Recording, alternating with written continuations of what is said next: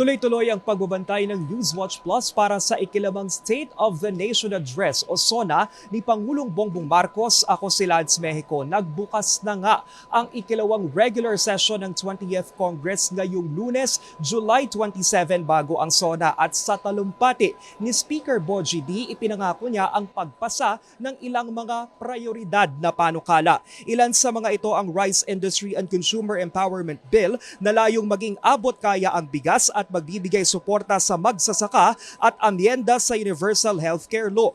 Target din ipasa ng Kamara ang Citizen Access and Disclosure of Expenditures for National Accountability o Kadena Bill na nagsusulong ng transparency sa paggamit ng pondo ng bayan at ang Cybersecurity Bill na layong proteksyonan ang digital space. Bahagi ito lahat ng Common Legislative Agenda ng administrasyon. Ani di umaasa rin ang Kamara na maisama sa LEDAC priority measures ang Children's Social Media Safety Bill na magbabawal sa mga minor de edad na gumamit ng social media sa gitna ng sunod-sunod na karahasan na kinasangkutan ng mga estudyante. Sa una ring pagkakataon, pinatugtog sa Kamara ang kanilang hymn na pinamagatang Bagong Kongreso. Ayon kay D, layo nila sa Bagong Kongreso na magtatag ng bagong standards sa serbisyo publiko. Kapansin-pansin ang messaging na ito ng Kamara matapos mabalot ng kontrobersiya ang mababang kapulungan sa flood control scandal.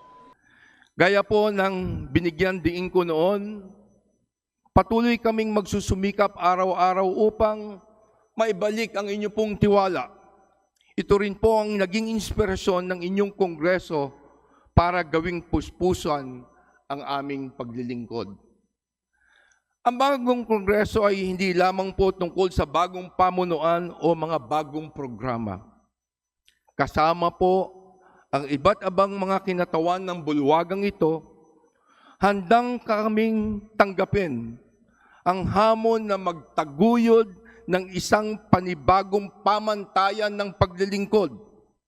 Samantala, tinuligsa ng ilang kongresista ang administrasyon sa ilang mahalagang issue, gaya na lang ng flood control scandal na pinaimbestigahan ng Pangulo sa SONA noong isang taon, pati na ang sitwasyon ng mga manggagawa. Failing grade po ang binibigay natin. Maalala natin, sinabi ni President Marcos Jr., mahiya naman kayo noong 4th State of the Nation address niya. May nahiya ba? In our opinion, habang tuloy-tuloy yung paghihirap ng mamamayang Pilipino, ang mga malalaking isda, hindi pa nahuhuli. Lumalangoy pa rin sa pera. Pagdating lang sa kung anong inaasahan tungkol sa mga manggagawa, wala pang masyadong inaasahan. At mensahe ng mga manggagawa kay Pangulong Bongbong Marcos, kung may dapat mahiya, si Pangulong Bongbong Marcos yun. Kasi wala siyang may report tungkol sa mga manggagawa. Isa nga sa pinakainaabangan sa SONA mamaya ng Pangulo ay kung babanggitin niya yung mga naging hakbang ng administrasyon at yung gagawin pa ng gobyerno patungkol sa flood control scandal. Gayon din yung ilan sa mga mahalaga na panukala kung ano na yung kapalaran ng kanyang mga priority measures. Gayong isa lang sa 52 LEDAC bills ang umabot o naisabatas sa unang session ng 20th Congress. Yan muna ang latest dito sa batas ang pambansa sa Quezon City. Manatiling nakatutok sa Newswatch Plus para sa special coverage ng State of the Nation Address ni Pangulong Bongbong Marcos. Ako si Lance Mexico.